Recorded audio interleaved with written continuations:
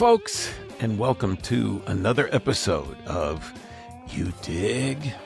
Man, we got a fun one today for ya. This is a brand new episode, a brand new wrinkle in the You Dig oeuvre, the You Dig universe. This is the League of Extraordinarily Caffeinated Gentlemen, featuring yours truly, lots of caffeine, boy, and my good friends, Glenn Kostur, Art Bouton, and Tom Matta.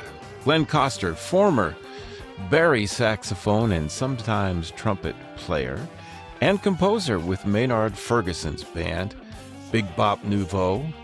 Art Bouton, the director and founder of the Colorado Jazz Repertory Orchestra, CJRO, and former co-chair with moi at the University of Denver's Lamont School of Music. Both of us are now graduated, as is Glenn. And rounding out the league for episode number 1 is the amazing Tom Matta, current composer and bass trombone professor at the very prestigious DePaul University. And if you want bass trombone or a great piece of music here in the Chicago area, you get in touch with Tom Matta. So we are going to talk about stuff, all kinds of stuff. So let's get right to it. Here, without further ado, is the League of Extraordinarily Caffeinated Gentlemen. Hey, look, it's Glenn. It's Art, it's Tom, it's me, it's the League of Extraordinarily Caffeinated Gentlemen. That audience, could we get some security now? I can't even hear anything. The guys, the cats. We got coffee. Everybody got some. Visibly drinking coffee. Yeah, everybody. Oh, look at Thomas. He wins. They didn't have the large. They were out of large. I've got two. My God. So. Does anybody recognize this? No, what is that? Initech. Anyone? No. Movie reference? No. This is the movie Office Space. Oh, nice. Where the guy keeps coming up to the dude's cubicle and says, yeah, I'm going to need those TPS reports for next week. And the company mug is Initech. Nice. Man, okay, name of the movie again so that we can all get hip? Office Space. Office Space. It's from like the 90s. It's one of my favorites. See, that's good enough for me. That's the only review I need. Hell with Rotten Tomatoes. If Glenn likes it, I'm on it. Initech, that's a little inside baseball, as the kids say. Yeah? Yes. Initech. What is that? So it means... It's something. Just the whole point of the movie is the mindless generic quality of tech jobs and working in cubicles. See? And being asked to push out reports that don't mean anything. Yes. Are you guys familiar with Stephen Colbert's The Colbert Questionnaire? Yes. Yeah. It's very cool. He came up with 15 questions or something that some of them are pretty pithy and some of them are poignant and most of them are just silly. To get to know the guests deeply and fully. Boy. Yeah, I know, right? So I've got it right here. My version of this is, and it has a fanfare that I created. It's a MIDI fanfare, so it's not. It goes to a surprise cadence for all you musicians in the audience, and then ends on an unnecessary flat 5 in the chord. So I'm gonna we'll come back from I can't show you now, but we'll come back from it, and maybe if you want to comment on the quality of the fanfare, ladies and gentlemen, it's time to get to know our guests in the League of Extraordinarily Caffeinated Gentlemen. With the Not You Dig, it's time to dig you. Inquisition.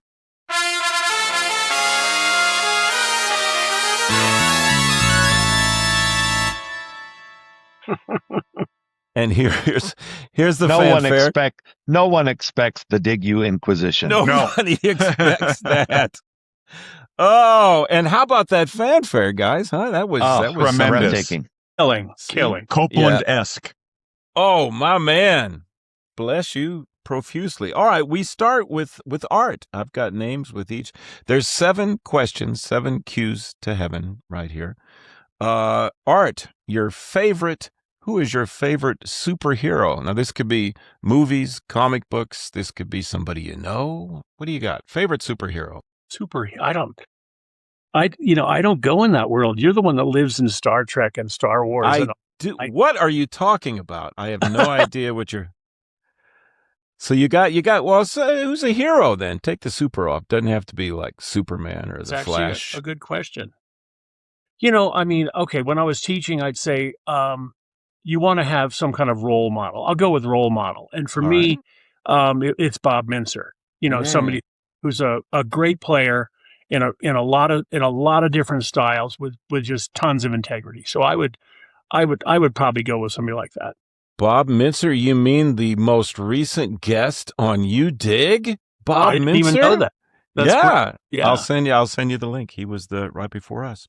When you played with him, when he played at the Green Mill, you and I went out there. You sat in, and he sat with us during the breaks. And it was like me going to a Michael Brecker concert. My students would go up and talk to Brecker afterwards. I'm going, that's Brecker. I can't talk to that guy. And one of my students walked up and said, "Hey, nice shoes." I didn't have the nerve to do that, and so spent the whole evening with Bob Mintzer just chewing on my tongue. He's a nice guy. The thing I'm most proud of with Bob is that, and you'll see it on the episode, he said, of all the Gentiles he knows, I have the best oi. My oi.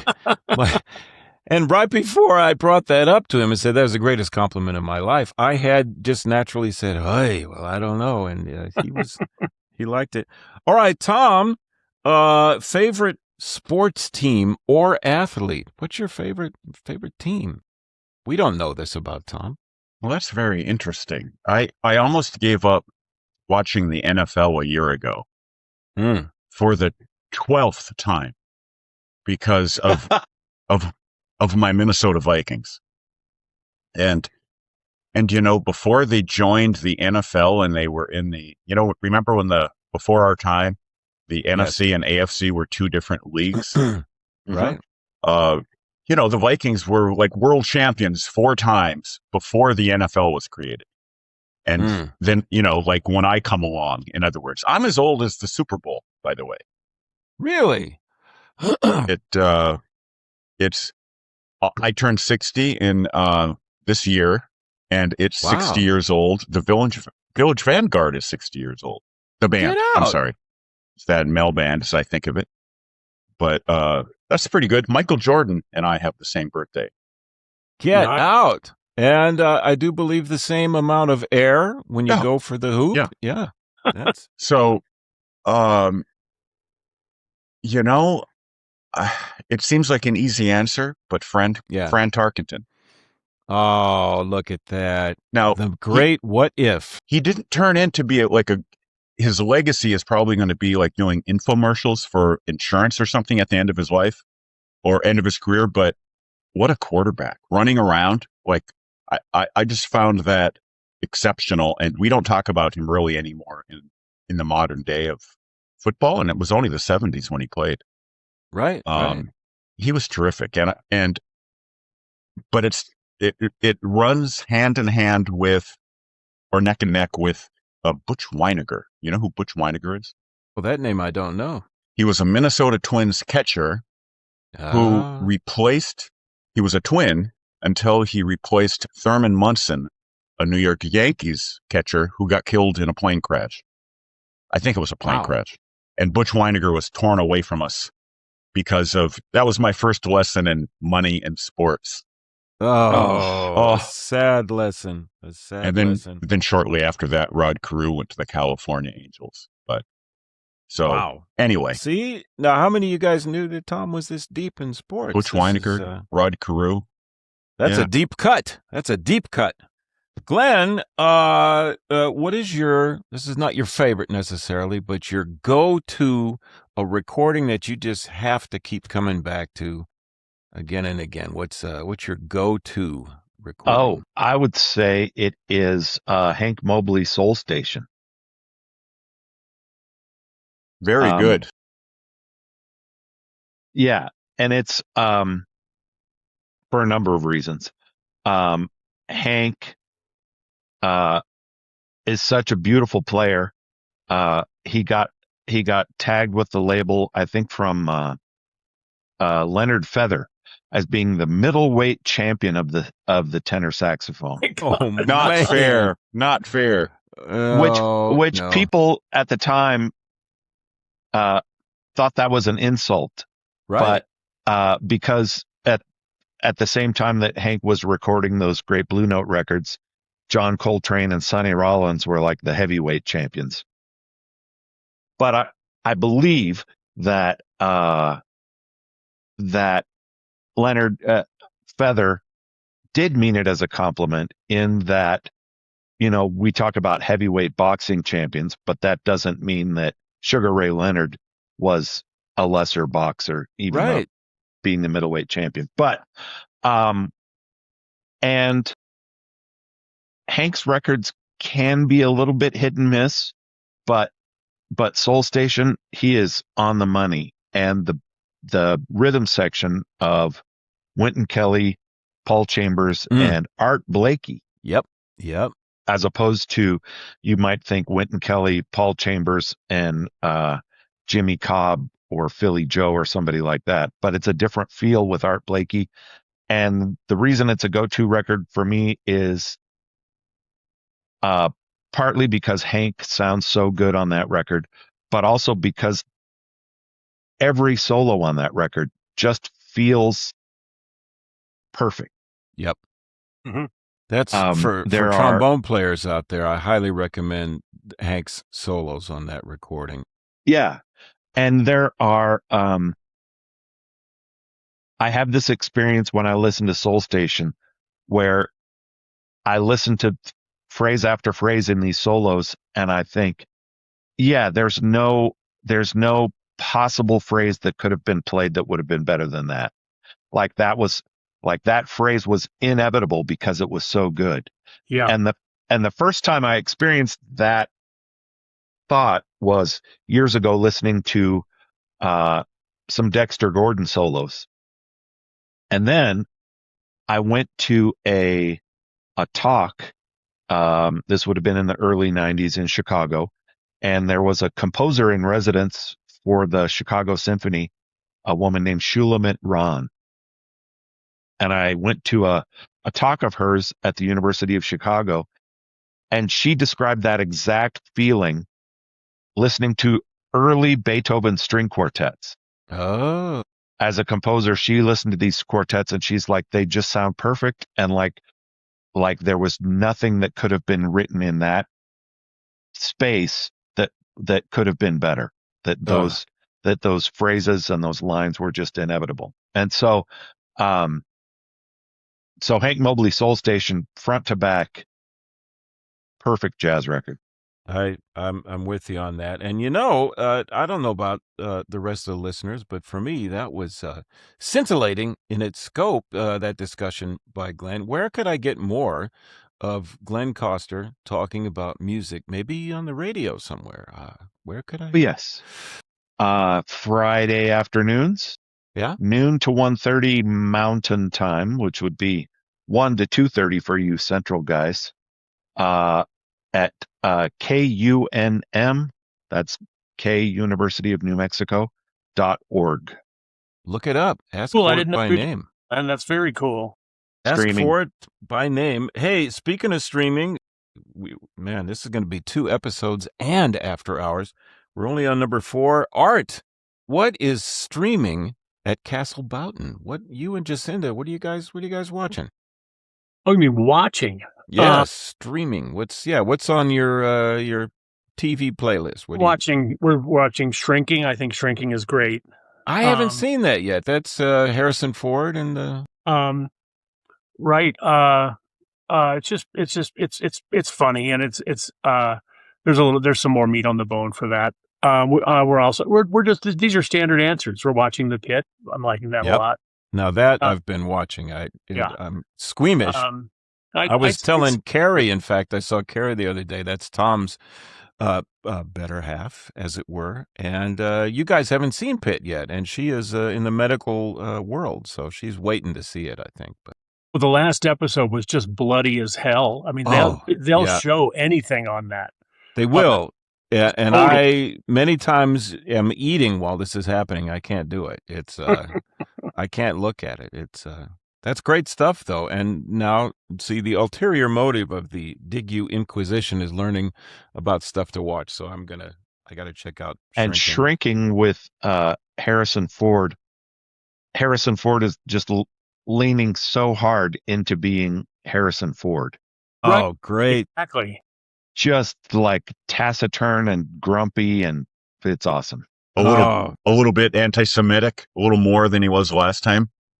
Just a little. Just a little. Oh my goodness. That was Harrison Ford, right? No, are you thinking of Mel Gibson? Oh, I'm sorry. You're right. My apologies. But now poor Harrison. Now I put it out in the air that totally. somewhere Han Solo is going, "Oi."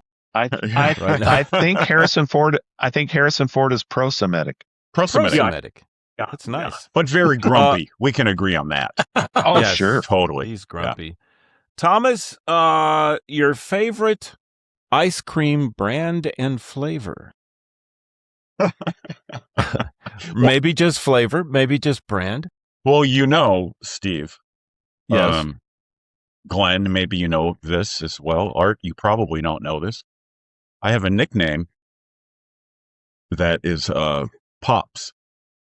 Yes, which for the kids' sake, I don't think we won't go down that road. No, but yes, Pops Mate. Pops is actually a nickname Steve gave me at a jazz camp many years ago. It is. In a hot, sunny day in Kansas, right? It was in Kansas. Emporia. It was. Emporia, Kansas. Anyway, I'll just leave it at that then. Popsicle brand popsicles. They're good on a stick. They're good. No, I don't have a bit there. I was hoping you were gonna. Okay, well that works. Disruptive. But the funny thing is, I was just talking to a student about this, or a colleague the other day. I like sweets every now and then, and you might think, well, there's a guy that knows his ice cream. I do know my ice cream.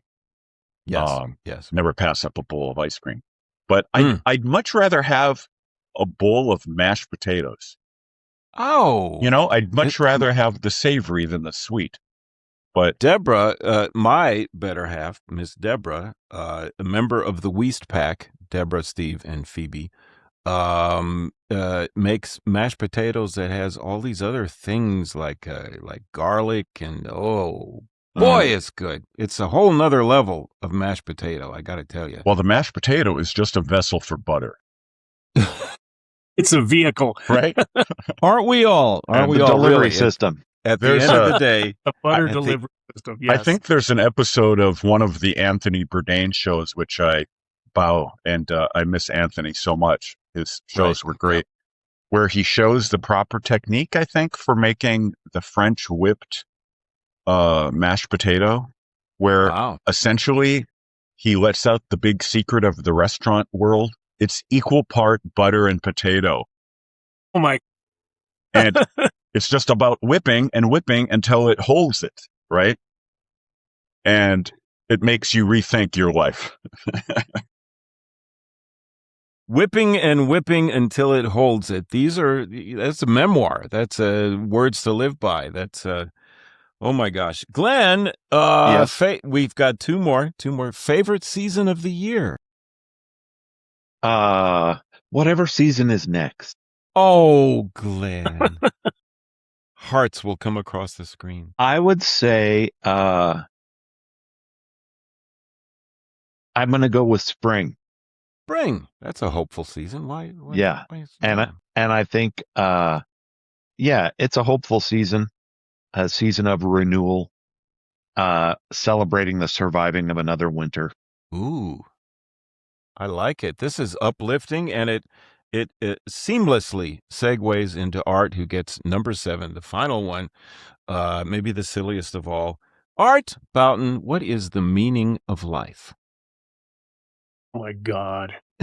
You're right. Ding, ding, ding, ding, ding, ding. Yes, fine. We'll leave it at that. I can't touch any of that. That's also right. Ding, ding, ding, ding, ding, ding. We all get to answer this one, I hope, Steve. Sure, go. Let's go across the Hollywood squares here. We'll start with Paul Lind up here. Tom, what do you got? I'm going to say, and I don't know who taught me this. Maybe my dad, maybe someone else of that generation. Yeah. The whole thing about don't buy cheap tools.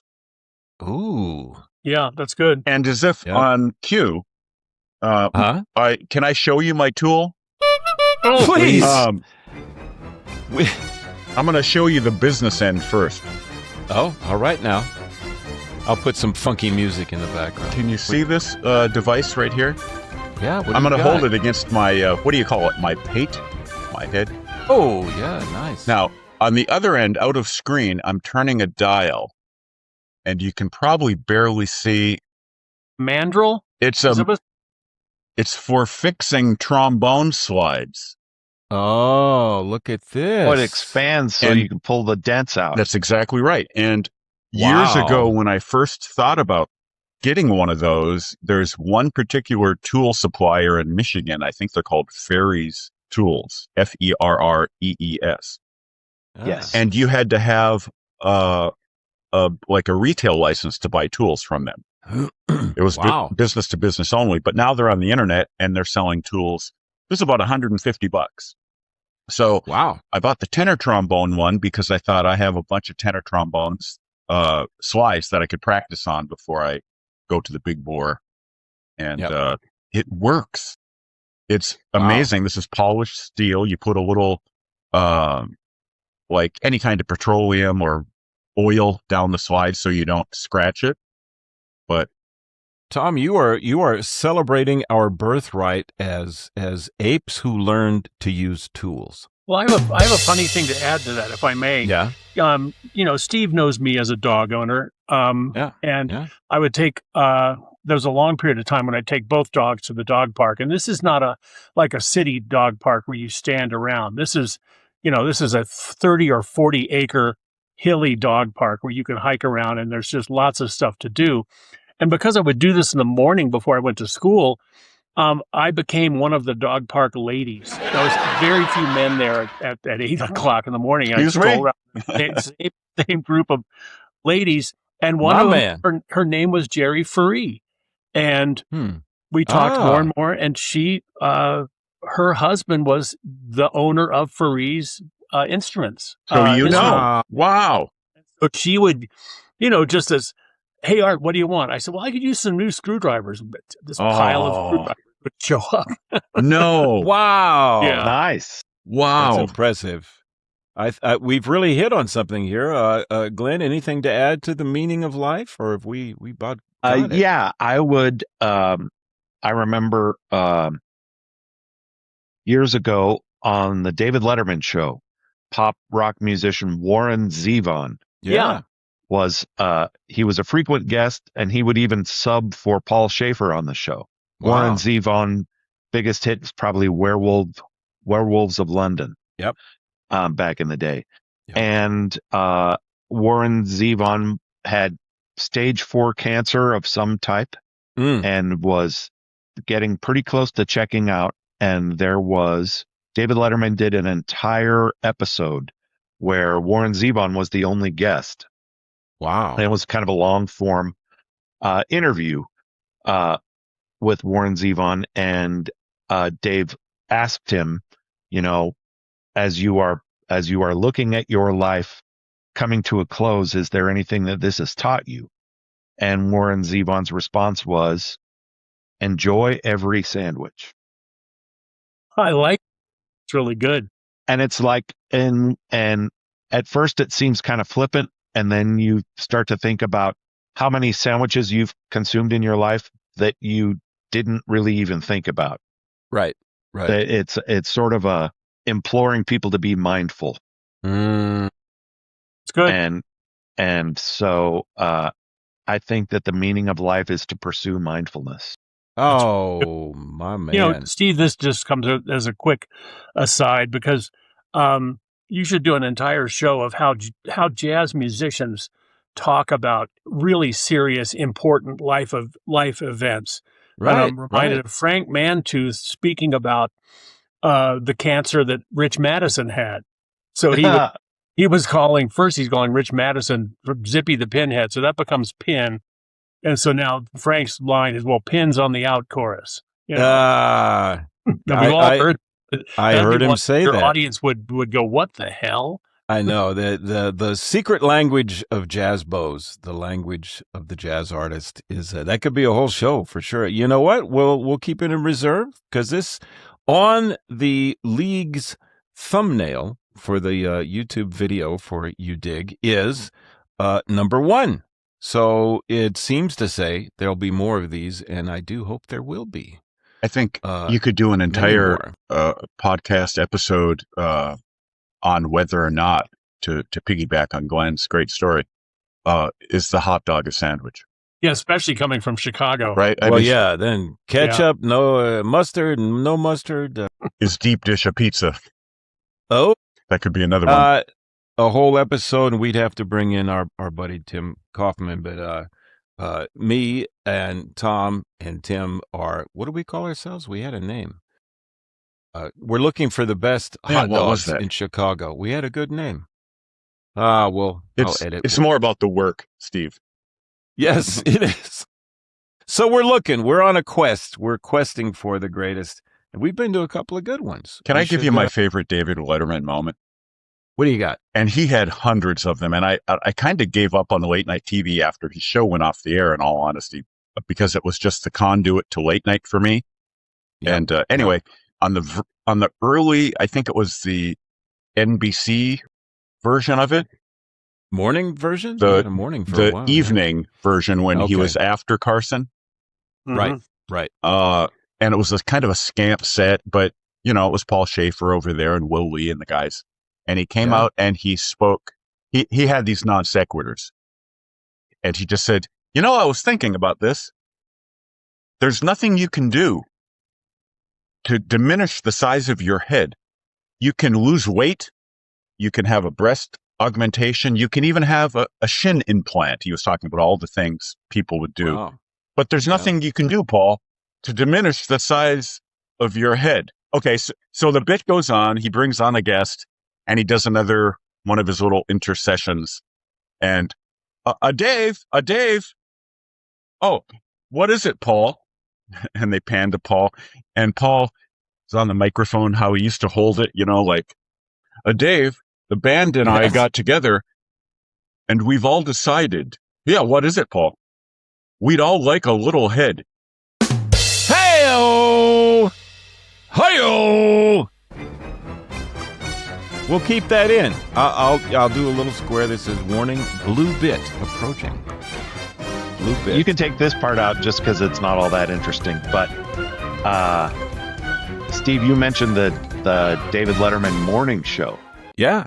Before he had the NBC late night show, for one half a season, he had a morning show on NBC that would come on right after the Today Show. Right. And it was essentially the wacky old style Dave Letterman show. But the non sequitur part was that I think at least twice during the show, he would toss over to Edwin Newman for 5 minutes of news headlines. Edwin Newman. And Edwin Newman was literally just there as a straight newsman, and he would read 5 minutes of news headlines and then back to the wackiness. And it was the craziest juxtaposition you could possibly imagine. I'd forgotten about that. When I was on the road with Maynard, this was about the time I would wake up, would be the David Letterman thing. So I forgot about that. Before that, was he on the Mary Tyler Moore talk show or something like that? Variety show. But during the day as well, right? Edwin Newman or Letterman? Letterman. I think Letterman was on a evening variety show. He and Michael Keaton. Oh, gee. Look at that. Where are these Man. on Netflix? We need these. Yeah, I'm hip. Oh, yeah, we do. Wow. Got to. Well, you know what, folks? We're gonna stop this officially now. We gotta stop this. We gotta stop this show. But the cats are gonna stay around maybe after hours. We'll see when everybody has to leave, because I know Art's got a KUVO. You got a KUVO thing coming up today. Oh, that's right. I do. Yeah. Is it still your oasis in the city? Ooh. It is the oasis in the city. The oasis in the city. So look They for moved that to a one, brand new folks. building. They've got a great performance space. They've got some really tremendous funding. It's, and I it's remember like getting the flu there. I got the flu in that performance. I'm sure the KUNM is a great station, but KUVO is really one of the best jazz radio stations on the planet. It's really, really good. Yep. Very little garbage. You can hear it online, right? You can, same as Glenn. You can hear it online. You can go online to find it. Yeah. And speaking of your oasis in the desert, I'm kind of proud of this, that leading the Albuquerque Jazz Orchestra, and I'm the one that has to quack between songs. I started referring to it as your Albuquerque Jazz Orchestra, like your Chicago Bears, and it's caught on that I hear people both in the band and around town referring to it as your Albuquerque Jazz Orchestra. Look what you did. Look what you did. If my heart had cockles, they would be warm. Ooh.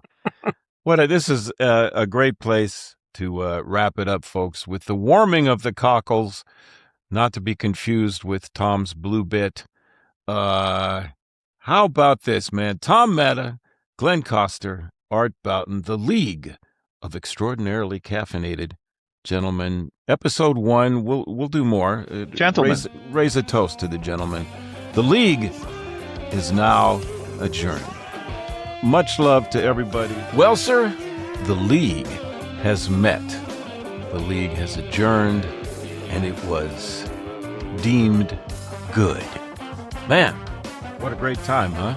A little bit of caffeine left, although I was double dipping, double-fisted caffeine. Anyway, wow. Art, Glenn, Tom, yours truly. A good time was sure enough had by all. Please, before you leave, if you enjoyed the show, help us out, if you would, by clicking like for the video and subscribe to the YouTube channel if you're checking out the videos, and subscribe to the audio on your favorite platform, because we everywhere, y'all. All right, next week, the great John Clayton will be here, and you know that's going to be beautiful. So we're going to have fun with JC, and that's coming up. We'll see you then on the next You Dig? WCBC Wiest World. You Dig is a production of Wiest World Productions 2026. Wow, man, that was truly lame. Can you not talk any faster than that? Well, I think I was talking pretty fast and very professional. Yeah, right. I'll bet you never made any money with voiceovers, right? No, on the contrary, I've made probably 300 total. I have had 2 gigs. Yeah, sounds like it, man. I tell you what, you need to stick to trombone.